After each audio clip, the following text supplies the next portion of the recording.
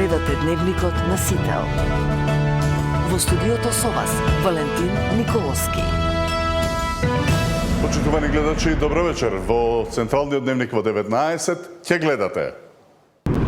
Сопругот и таткото на Ивана и Катја приведен под сомнение дека извршил 3 кривични дела. Сопругата и на денот на трагедијата поднела пријава против него, но ја повлекла. Стојанче Јовановски досега имал десетина кривични пријави за други дела. Само првите 2 месеца од годинава Националната мрежа против насилство врз жените и семено насилство регистрира 4 смртни случаи како последица на родово базирано насилство и семено насилство. Обвинителството врши ексхумација на уште една повозрасна жена, за која има сомнеж дека е жртва на 25-годишникот од општина Старо Нагоричане, осомничен за серија убиства. Генсекот на НАТО во посета на земјава. Руте задоволен од улогата на Македонија во алијансата. За председателката Сињановска Давкова посетата е потврда дека земјава е стабилна и безбедна.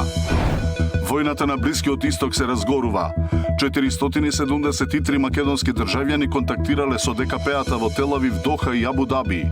За евакуација се планираат комерцијални и чартер летови, но и владиниот Лирџет. Владата е подготвена да го намали ДДВ-то на нафтените деривати и да се откаже од дел од акцизата, ако војната со Иран ескалира и потрае подолго, а цената на нафтата продолжи да расте. Анализа на посетата на Руте и на војната на Блискиот Исток во тема на денот со војно-безбедносниот аналитичар Милан Стефановски.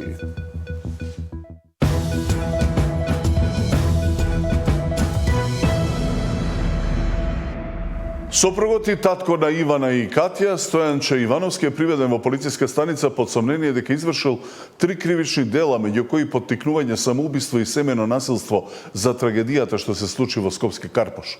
Сопругата поднела повеќе пријави против него, последната вчера на денот на трагичниот настан, но истата ја повлекла со образложение дека немало насилство и спорот ќе го реши по мирен пат со развод. Зошто полицијата не постапила согласно новите измени во законот не е познато. Претходно против Стојанче Јовановски има и други кривични пријави за насилен криминал, дрога и тешки кражби. 2 часа пред Ивана да посегне по нејзиниот живот и животот на нејзината ќерка скокајќи од балкон, полицијата интервенирала поради расправија со нејзиниот сопруг. Во разговор со полициските службеници, таа потпишала белешка дека се работело за недоразбирање и дека не е потребна полициска интервенција. Иако нејзиниот сопруг, Стојанче Јовановски, бил добро познат на полицијата, имало повеќе пријави за семено насилство, меѓутоа и 10 кривични пријави за насилен криминал, кражби и друга. Полицијата си отишла бидејќи немало кај Ивана видливи траги од насилство. Откако беа пронајдени мртви со нејзината ќерка, полицијата нашла видео како сопругот физички ја малтретира. Запис кој според министерот Тошковски најверојатно е од истиот ден. Телесни повреди, полициските службеници во она кој што го имав првично можност да го видам, при составување на службена белешка констатираат дека нема видливи телесни повреди кај жртвата. Сакам да информирам јавноста и за претходните постапувања поврзани со ова лице. Во изминатите години од страна на СВР Скопје се поднесени вкупно 10 кривични пријави за дело од областа на насилен криминал, имотни деликти и недозволена трговија со дрога. Министерот уверува дека по секоја пријава постапувала полицијата, но во сите наврати Ивана се откажувала од водење по натамошна постапка. Новите измени на кривичниот законник стапија на сила пред околу 1 месец. Со нив полициските службеници може да го гонат насилникот иако жртвата се откаже од прогон. Полицијата вчера пред Ивана си го одзеде животот, можело по пријава да го уапси нејзиниот сопруг. Министерот прашан од кога полицијата ќе постапува по новиот закон, посочи дека денеска ќе испратил телеграма до сите полициски службеници. Денес ќе спроведеме телеграма до сите полициски службеници на територија на државата, каде што во рамки на полициското работење ќе дадеме инструктивни напатствија да секој еден потенцијален сторител на семено насилство биде повикан на информативен разговор. Стојанче Јовановски, сопругот на починатата мајка и дете, е во полициска станица под сомнение за сторени 3 кривични дела: наведување на самоубиство, нанесување телесни повреди поврзани со семено насилство и загрозување на сигурноста. Според полицијата и обвинителството, во моментот на трагичниот настан, Ивана со нејзината ќерка биле сами во станот, а влезната врата била заклучена. Од Министерството за социјала направиле веднаш вонреден инспекциски надзор во Центарот за социјални работи, каде што утврдиле дека починатата заедно со нејзиниот незиниот сопруг за прв пат дошле во социјално во октомври за постапување за развод, но и таму имало пријава дека жената била малтретирана од сопругот. Допис од МВР примени заведен во центарот на 2 февруарија се однесува за настан од 19 декември, за сторен прекршок против јавниот ред и мир, односно физички напад на сопругот врз сопругата, извести од Министерството. Од обвинителството соопштија дека сопругот не е пријавен за кривични дела за семејно насилство, но против него има постапка од декември за неовластено пуштање во промет дрога. Пронајдени 19 грама марихуана и 7 грама амфетамин во багажникот на неговиот автомобил. По предлог на надлежниот обвинител, ценејќи ги сите околности на предметот, судија на претходна постапка му определил мерки на предпазливост кои се уште се на сила, велат од обвинителството. Оттаму посочува дека во однос на постари постапки, поднесено обвинение за насилство кон трето лице, заедно со други соучесници, како и обвинение за напад врз службено лице, заедно со сега починатата, без да посочат детали за што конкретно станува збор. Тамара Дичевска, Сител телевизија. Само првите 2 месеца од годинава Националната мрежа против насилство врз жените и семејно насилство регистрира 4 смртни случаи како последица на овој тип на насилство. Овој вид насилство е во раст, велат и бројките на МВР. Смртта на Ивана и Катја не се изолирани случаи. Во само 2 месеци од годинава Националната мрежа против насилство врз жените и семејно насилство регистрира 4 изгубени животи како последица на родово базирано насилство и семејно насилство. А податоците на МВР покажуваат континуиран раст на насилството врз најблиските дома. За 10% е зголемен бројот на кривични дела кои МВР ги класифицира како семејно насилство за само една година. Енормен раст има кај делот на поплаки кои пораснале за 29%. Ако ги анализираме податоците за цела декада, насилството е зголемено за 20%, додека бројот на поплаки за 45%. Најголем дел од жртвите очекувано се жени, над 80%, но податоците од јавното обвинителство ја покажуваат целата слика. Секоја четврта кривична пријава која МВР ќе ја достави се отфрла веднаш. Според извештаите на обвинителството, најчести причини се недостаток на докази, повлекување на изјавата од страна на жртвата или поради тоа што делото не е кривично што се гони по службена должност. Од пријавите кои се процесуираат, висок е степенот на осудителни пресуди од страна на судот. Во просек 85% од пријавите завршуваат со пресуда. Меѓутоа, јавното обвинителство во годишните извештаи нотира дека најголем дел од овие пресуди се условни осуди, а помал дел се ефективни казни затвор. По вакви бројки се поставува прашањето: зошто во континуитет расте семејното насилство и што државата може да направи? Да ги казни сторителите. Ви имате држава каде што сторителите на насилство знаат дека нема да бидат казнати, дека најлошо нешто што може да им се случи е условна казна. Ние скоро па да немаме сторители, зборувам за други форми на насилство, не зборувам за убиства и обиди за убиства како најтешка форма нели на родово базирано насилство. За другите форми на насилство, телесни повреди, тешки телесни повреди, демнење, загрозување на сигурност, имаат условни осуди по 3 пати.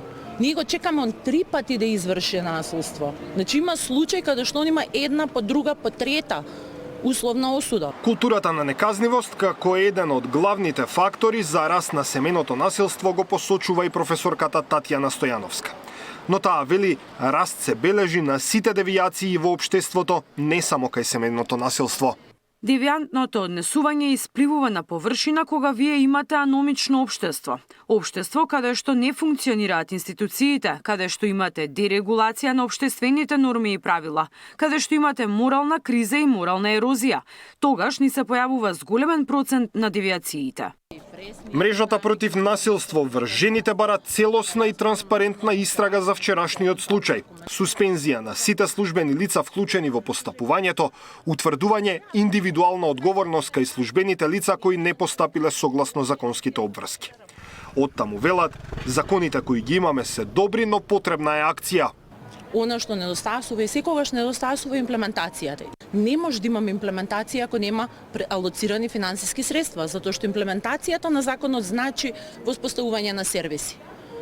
Зашто имплементацијата на законот значи процена на ризик. Кучињата лаат, караванот си врви е една од поговорките која најдобро го опишува проблемот со семејното насилство. Институциите, речиси без исклучок, се вклучуваат само откако ќе се случат трагедии како оваа или последната во Велес со двојното убиство и самоубиство.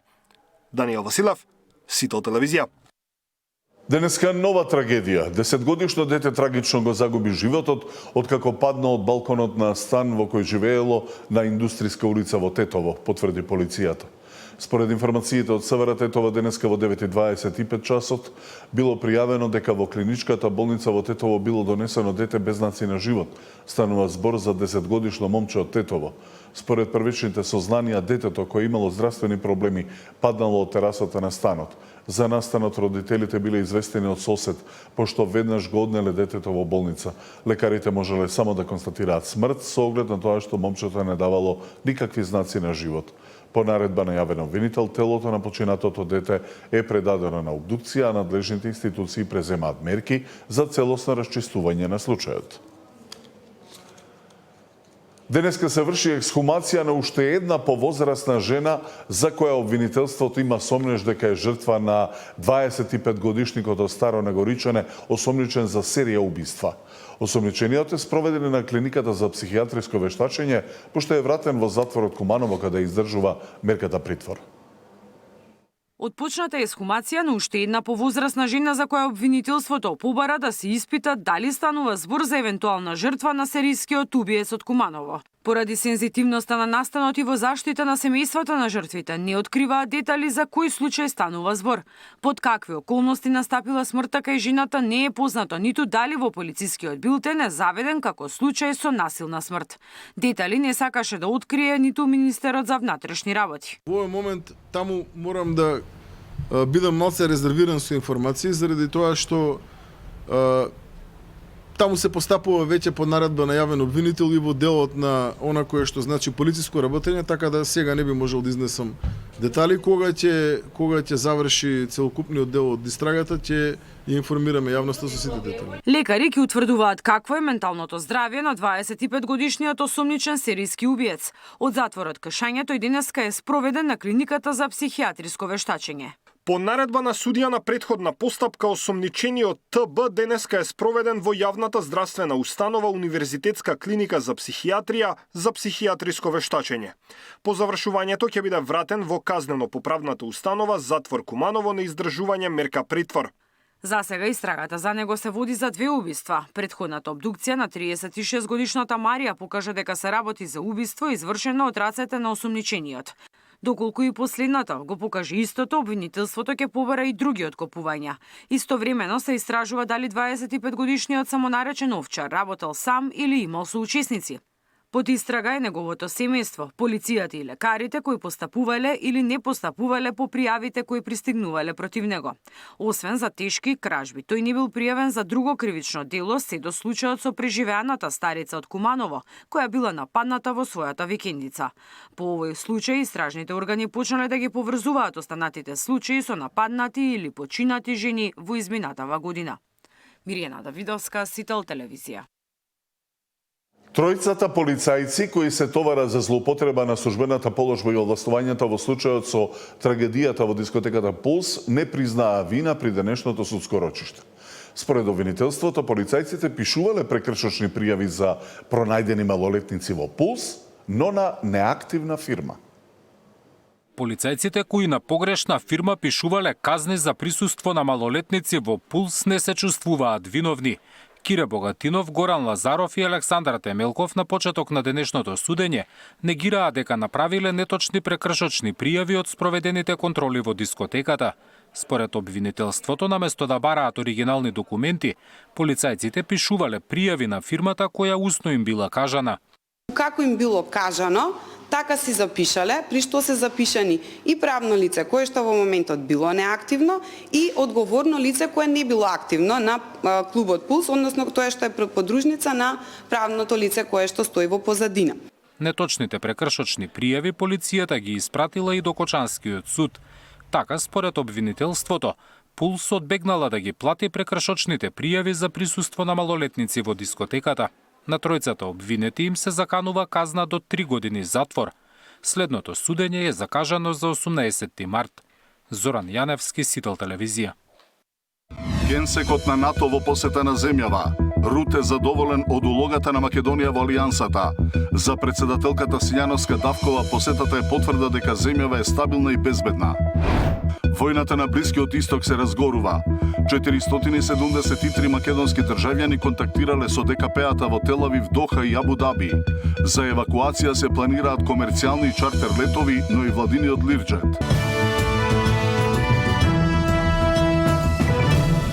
Прва посета на актуелниот генерален секретар на НАТО, Марк Руте, на земјава, тој е задоволен од улогата на Македонија во алијансата. Иако НАТО не е вклучен во акцијата во Иран, Руте смета дека е добро што ќе биде неутрализирана опасноста по Европа и светот. Председателката Силјана Скадавкова пак посетата ја оцени како потврда дека земјава е стабилна и безбедна. НАТО не е вклучено и не е дел од акцијата на САД и Израел во Иран, но добро е што е елиминиран режимот со ликвидација на Али Хамнеи и тоа што е елиминирана нуклеарната програма на Иран која беше закана за целиот свет. Генералниот секретар на НАТО, Марк Руте од Скопје, ја испрати првата официјална порака по ескалацијата на ситуацијата на Блискиот Исток. НАТО, уверува тој, ја гарантира безбедноста на целата територија на незините членки. Руте е во официјална посета на државата, а домаќин е председателката Гордана Силјановска-Давкова. НАТО не е вклучено. Можам да ве уверам дека НАТО ќе го одбрани секој дел од територијата на НАТО. Нашите војни командири секојдневно работат на ова, но да се деградираат нуклеарните способности на Иран и способностите за користење на проектили и фактот дека Хаменеи веќе не е тука, кој што само оваа година беше одговорен за потенцијално 10.000 смртни случаи поради иранскиот режим, каде што луѓето започнуваат да протестираат против режимот. Во јануари ова и ние го уведовме. Затоа мислам дека сите сме во подобра ситуација со тоа што тој веќе не е тука и со намалување на нуклеарните капацитети. Македонија е безбедна, вели председателката Силјановска, но целосна безбедност на Западен Балкан е можна само преку евроинтеграција. Господинот Марк Руте во моментот кај нас и на неговото присуство овде е јасен знак дека НАТО е со нас и во неговото излагање беше потврдено дека НАТО ќе ги брани сите членки на НАТО доколку се најдат во положба да бидат нападнати. Јас верував и се уште верувам дека најголема гаранција за мирот и безбедноста на Западен Балкан и за трајна отпорност на влијание од трети сили, тоа му го пренесов и на генералниот секретар, е неговата итна и целосна политичка интеграција во Европската Унија. Руте и Силјановска ја потврдија заедничката заложба и поддршката на Украина и завршување на руско-украинскиот конфликт, како и тоа дека Македонија ги исполнува критериумите за доволно инвестиции во одбраната и набавка на оружје. Слични пораки Руте испрати пред македонските пратеници. Во овој парламент вие ги представувате различните политички партии и имате можеби и спротивставени политички гледишта, но заедно и само заедно може да застанеме на иста страна, а тоа е страната на демократијата и на безбедноста. И истата мора да биде заштитена. Имаме должност да ги одбраниме нашите нации, нашите народи и нашиот начин на живот. Како пратеници, сметам на вашата поддршка и на артикулирање на важноста од инвестициите во одбраната. Додека најголем број пратеници говорат на генералниот секретар го поздравија со аплауз, пратениците на левица излегоа со анти-НАТО транспаренти. Руте во тоа виде доказ дека во Македонија има демократија. И добро е што има демократија и кој што се покажува и кој што покажува дека демократијата функционира и дека народот е дел од демократијата. Филипче пак вели членството во НАТО е заслуга на СДСМ, а придобивките од тоа ги чувствуваме и денес, кога Европа е најзагрозена од кога и да е. Одличен говор, сметам дека упати јасни пораки до владата. Упати пораки дека Русија е агресор во Украина и дека тие сега прават сојуз со Кина и со Северна Кореја. Пораката кон владата, сметам дека јасни се позициите дека повеќе ова влада ништо не може да сокрие. Во агендата на Руте и работен ручек со премиерот Мицкоски, но и посета на касарната Илинден, каде домаќини се министерот за одбрана Мисајловски и генерал мајор Сашко Лавчевски. Ова е прва посета на Руте како генерален секретар на НАТО во Скопје. Катерина Нешко. 473 македонски државјани контактирале со ДКП-ата на земјава во Тел Авив, Доха и Абу Даби. За евакуација на македонците од Израел преку Египет се разгледува опцијата за комерцијални летови или по потреба владиниот Лирџет. За тие што се заглавени во Обединетите Арапски Емирати и во Катар, опцијата е комерцијален или чартер лет. Ако треба ќе полета и владиниот авион, државата ги подготвува сите опции за евакуација на македонците кои сакаат да се вратат дома од Блискиот Исток. Министерството за надворешни работи вели дека разработува планови за враќање на македонските државјани од Израел преку Египет со користење комерцијални летови и по потреба владиниот авион. За тие што се во Обединетите Арапски Емирати и Катар се разгледува можност за комерцијален или чартер лет.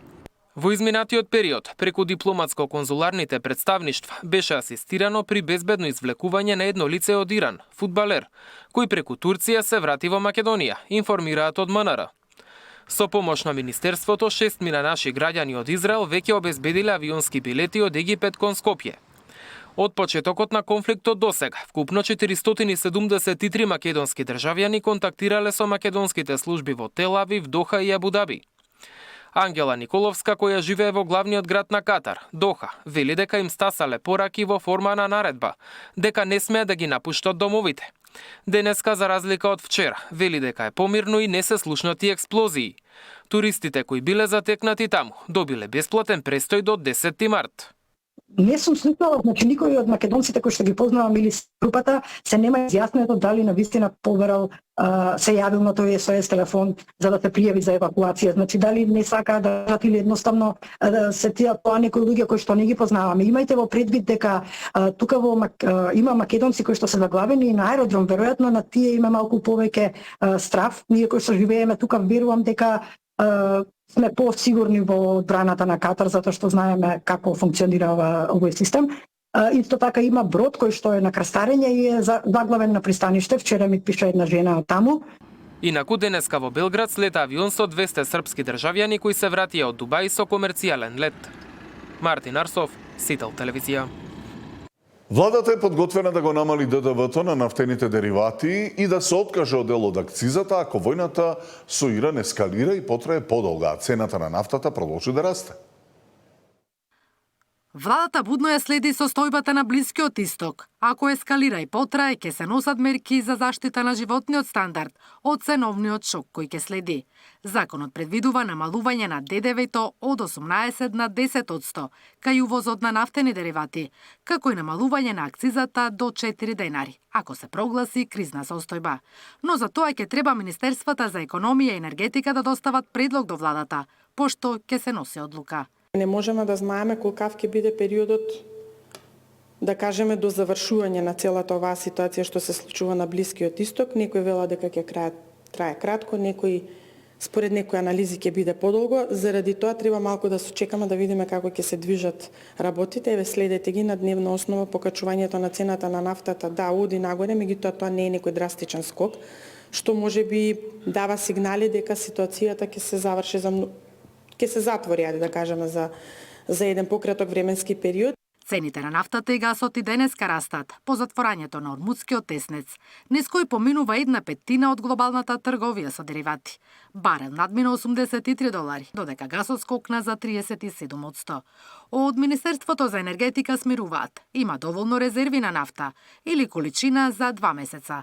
Доколку кризата потрае, има притисок врз инфлацијата. Ќе мора да се ревидираат и бројките во буџетот. Ако почувствуваме воопшто дека работите се менуваат, тогаш и ние со ребалансот проекциите кои што ќе ги правиме, ќе ги менуваме.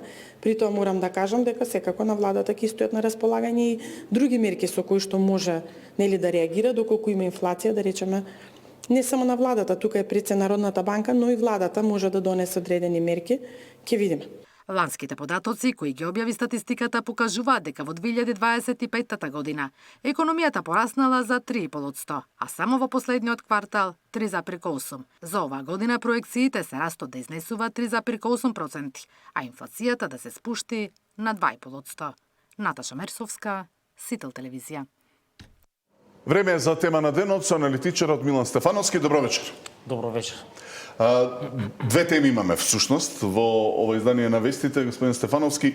Првото е генерално како ја оценувате првата посета на актуелниот шеф на НАТО, генералниот секретар Марк Руте на земјава.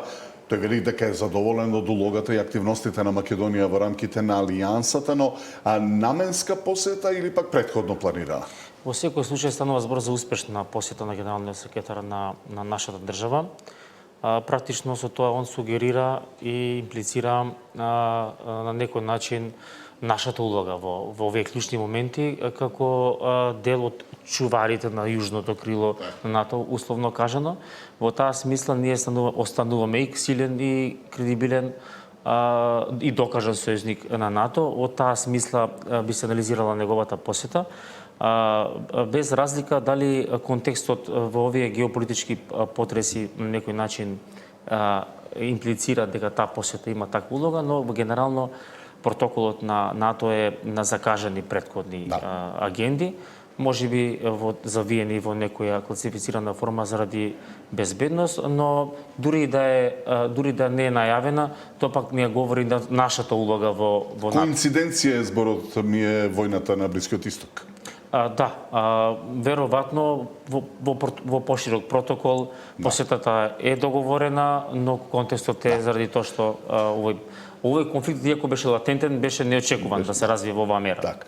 Неговата домаќинка, шефицата на македонската држава, Силјановска Давкова, таа вели дека посетата на Руте е потврда дека земјава е стабилна, безбедна, но интересно е што не испушти, например, на пресконференцијата да му порача на Рутер дека се целосно политички интегрирани во Европската Унија, ќе значи дека е и Европа стабилна.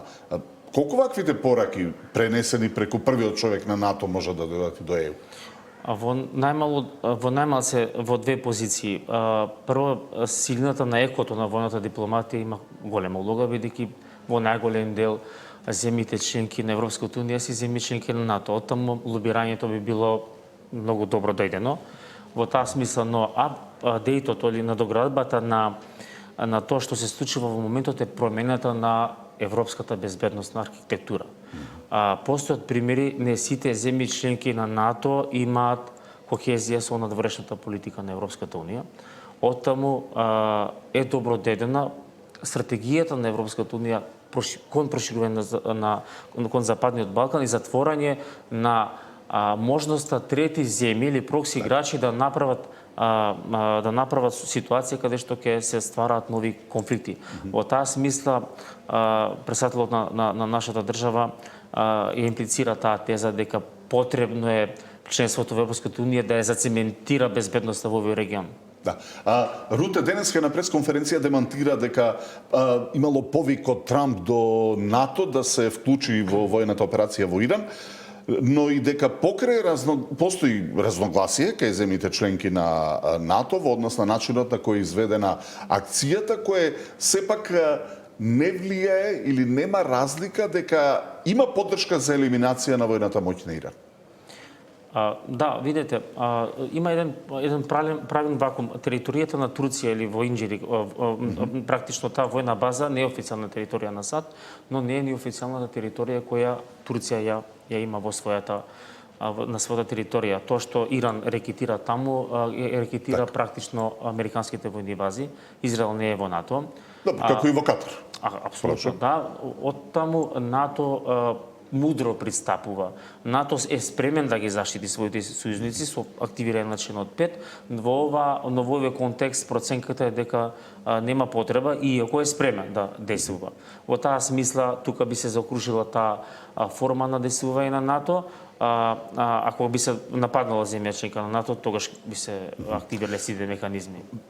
Добро, американските бази во околните земји, во Персискиот залив, се мета на напад. Инџирлик е единствената на земја членка на НАТО. Меѓутоа, тој периметар на действување на иранските сили е поголем. Дали, доколку се случи напад на американски воени бази во земји членки на НАТО, освен Турција, може да инволвираат алијансата во воен конфликт? Тоа ќе станува збор за стратешката проценка на НАТО, секако дека да, иако базата е на територија на земја членка на НАТО, проценката би била дали според членот 5 би ја вклучила и НАТО во војните операции, превентивни војни операции, се елиминираат опасностите. Во таа смисла тоа е точно. Од друга страна, мене повеќе ме загрижува нападот кон Саудиска Арабија, бидејќи они со Пакистан имаат воен сојуз. Нападот на Саудиска Арабија, напад на Пакистан, Пакистан е нуклеарна војна сила, па Пакистан има действија во моментов со Афганистан, така да тоа цело немирно подрече говори дека може дополнително да ескалира ситуацијата и затоа НАТО останува буден, НАТО логистички може да помага на САД, но во моментов проценката е дека нема потреба дополнително воен ангажман.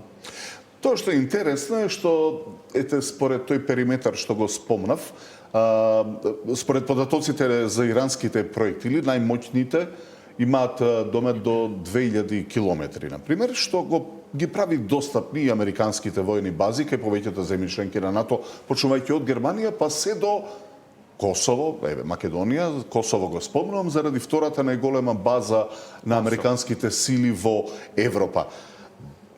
Колку да звучи од оваа страна, од мирното Скопје, сулудо, дали е можен таков напад на 20 на километри од главниот град на Македонија? Теоретски, може да стигнат тие ракети заради домета кои имаат. Можеме да дискутираме колку се они прецизни и колку би било целосходна операцијата на Иран да нанесе максимална штета, иако ги има предвид и другите територии кои може би имаат приоритет за да се одбрани Иран во контекстот на таа војна операција. Но НАТО располага со системи за пресретнување и на дронови и на ракети. Во голема мера би биле тие пресретнати и уништени. Во помала мера теоретски ако тие што се со долг дострел, нели? Сепак тоа не доаѓа истиот момент.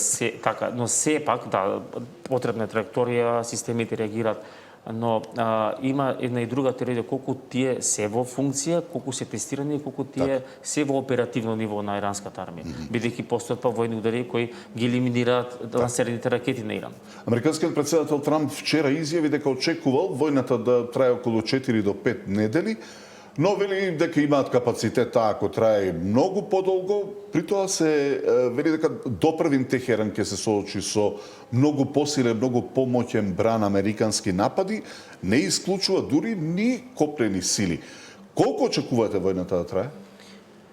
Не, благодарно да се збори за било кој конфликт, се сеќавате и за Украина имавме дилеми, но Иран не е земја која војно може да се подцени. Но исто така американските и израелските служби, посебно разузнавачките, покажа огромна висина, професионална висина. На некој начин они во еден удар ги елиминираат целото раководство. Потребно е веројатно и период да се елиминираат и војните ресурси на Иран. Проценката е валидна во смисла да трае тоа месец до два, но во овој обем на војни действија од воздух. Копнено би било многу тешко, Иран географски окружен со планини, не би влегла оваа администрација во она што го доживеа во Афганистан како една лоша војна епизода, апсолутно, но проценките ќе бидат во зависност од тоа колку ќе бидат успешни овие напади и ќе видиме како тоа политички ќе се одрази во Иран, бидејќи таму постојат опозициони движења, се говори за неофицијални информации дека делот од тие движења предводени од Шахот веќе преземаат одредени војни бунтови, така што ќе видиме како ќе се развива тој контекст. Тоа е прашањето ако прва цел е елиминирање на нуклеарниот потенцијал, втора цел на војната моќ да представува закана и по соседните земји во Персискиот залив, дали всушност крајната цел на американската администрација е внатрешна револуција и враќање на Шахот на власт? Тоа се попратни методи на војната. Комплетната цел на постигање на војниот успех, ако вие освен што ќе го елиминирате војниот потенцијал на непријателот, е да воспоставите политички контакти и комуникации со некој кој ќе биде достоен да преговара за интересите. Да не заборавиме, Иран финансираше терористички организации од типот на Хамас и на Хезболах. Релевантно се позиционираше дека Израел нема да постои, развиваше ураниум, развиваше ракети, оттаму превентивната улога на Израел и на Америка кон сузбивање на ова говори дека станува збор за опасност, претходно латентна, сега високоризична. Во таа смисла успехот на таа војна операција би бил поддржан и од политичките движења кои би донеле демократија. Овие превентивни удари на САД е и говорот на слободата на демократијата, бидејќи таму бе задушени и убиени многу демократски. Се сеќавате, оваа генерација во Иран која се бунтува живела во времето каде што во Иран имало слобода, така да ни копнеат кон тоа.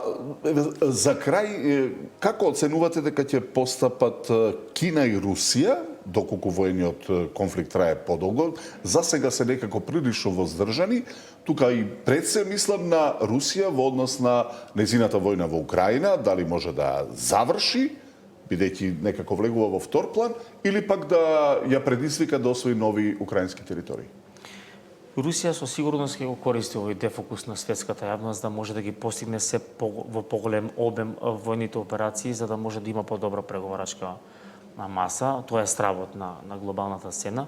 Од друга страна, мене ме изненадува инерентноста на Кина и на Русија во делот на тоа што они имаат поддршка кон Иран. Ако војно они го снабдиле до сега, Иран можеби ќе покажеше подобри војни перформанси. Се плашам дека Кина и Русија инертноста што ја поставуваат или се проектирање на нивните регионални сили, или пак можеби во позадина во тајната дипломатија треба да имаат други компензацијски можности, бидејќи во исто време Сирија, Венецуела, Иран паѓаат како кула од картија, претhodно беа интереси на Русија и на Кина. Но тоа е дополнителна анализа, бара. Така, добро е да закажеме следна средба кога ќе анализираме постигнат мир. Милан Стефановски, гостин во тема на денот во Дневникот на Сител, ви благодарам. Ви благодарам на поканата.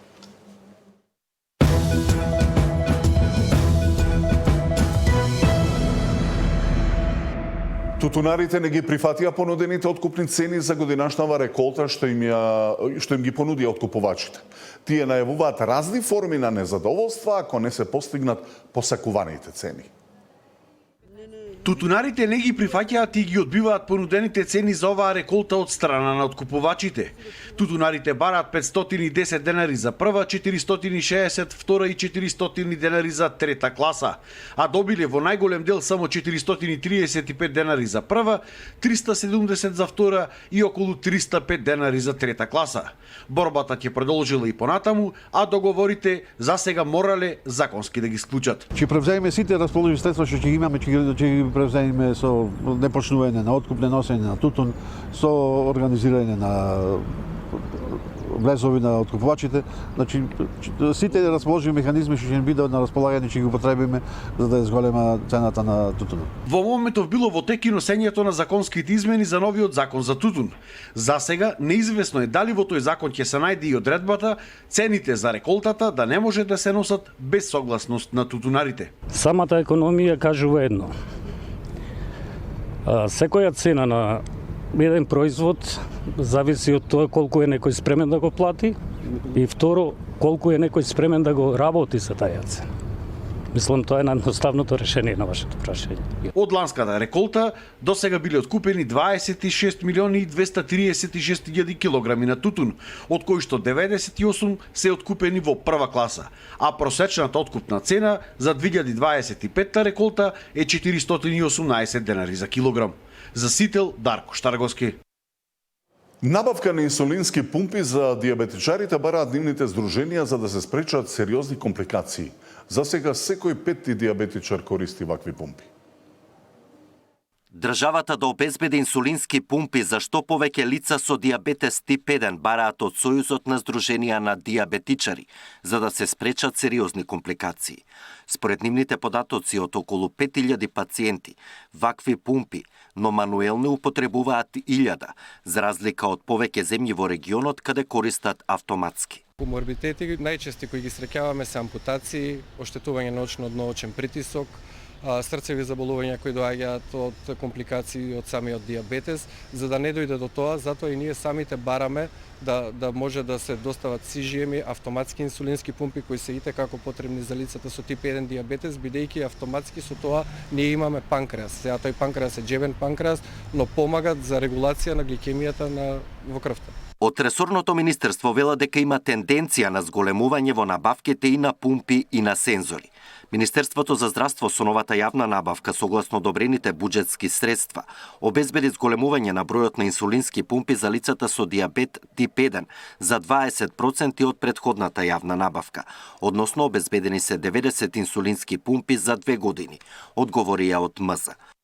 Прашањето за инсулинските пумпи и најчестите коморбидитети како дел од метаболниот синдром од Сојузот на Сдруженија на диабетичари ќе го отворат и пред здравствените власти и лекарите и на првата пациентска конференција, која на 20 и 21 март ќе се одржи во Скопје и со која ќе го одбележат 25 годишниот јубилеј. Александар Динев, Сител телевизија. Стружани бараат владата да прогласи кризна состојба во општината поради загадената вода за пиење веќе месец дена. Владата да прогласи кризна состојба во Струга поради загадената вода за пиење. Адвокатот Ќатовски вели дека недостигот на безбедна вода за пиење веќе не е краткорочен технички проблем, туку сериозна и продолжена криза која трае безмалку месец дена и директно го засега здравјето и основните услови за живот на граѓаните. Сметам дека во конкретниот случај исполнети се сите законски услови владата да може да прогласи кризна состојба на територија на општина Струга и на овој начин да ги централизира сите централизира координирањето на сите надлежни институции во решавање на проблемот, при тоа да бидат искористени сите државни и природни ресурси за решавање на проблемот, бидејќи како што од последните информации кои што ги добиваме се дека во предстојниот период ќе се очекуваат рестрикции во користењето на питка вода, а тоа би представувало една сериозна ситуација доколку се земе во предвид дека ни предстои лето, летен период, сушни периоди во кои што ќе имаме сериозен недостиг на вода за пиење. Ќатовски потенцира дека кризната состојба е правен механизам за заштита на јавниот интерес и се прогласува кога се загрозени здравјето и животот на луѓето, а постои ризик за животната средина. Според мене, а според сите параметри, сметам дека постојат сериозни аргументи владата да го разгледа ова прашање и дополнително да одлучи по однос на потребата за прогласување на кризна состојба на територија на општина Струга. Инаку најновите анализи од Центарот за јавно здравје направени вчера покажуваат нормални параметри на водата од изворот шум, но препораката за непиење останува во сила. Надлежните информираат дека анализите ќе бидат повторени во наредните 2 дена со цел дополнителна проверка и потврда на состојбата. Нина Аритоновска, Сител телевизија. Наместо една државна матура, оваа година ќе има државна стручна и државна уметничка како 3 вида на матура кои ќе бидат на располагање на матурантите според насоката што избрале. Од годинава матурантите ќе полагаат 3 различни видови матура – државна стручна и државна уметничка. Со новиот концепт, завршувањето на средното образование се прилагодува според насоката што ја избрале учениците, наместо досегашниот единствен модел. Процесот е веќе во завршна фаза, откако пријувањето било реализирано во декември, а во тек е финална верификација. Државниот испитен центар има изготвено водич за матурантите и тоа одделно водич за државна матура, водич за државна стручна и државна уметничка матура. Во рамките на водичот дадени се сите оние работи кои што ние ги имаме ставено во концепцијата, но скратени, бидејќи знаете, 40-50 страници немаме трпение многу, така што тука ученикот конкретно тоа што го интересира, сите оние прашања на кои што нема одговор, може да ги најде во водичот. Според новите правила, учениците од гимназиско образование ќе мора задолжително да полагаат државна матура, додека средношколците од стручните училишта имаат право на избор. Државна стручна ќе одбере оној ученик кој што сака да го продолжи своето образование во насока на тоа што изучувал во средното образование. Во таа насока, во соработка соработка со Министерството за образование и факултетите, универзитетите се изготвија листи за училиштата каде ќе имаат проодност со државна стручна матура или пак државна уметничка матура. Учениците кои што ќе изберат државна матура имаат проодност на сите високообразовни институции. Со новиот модел, учениците од стручните и уметничките училишта ќе може да полагаат согласно нивните стручни знаења и компетенции. За Сител, Трајан Истовски. Нови информации гледате во вестите во 21 со Александар Спас.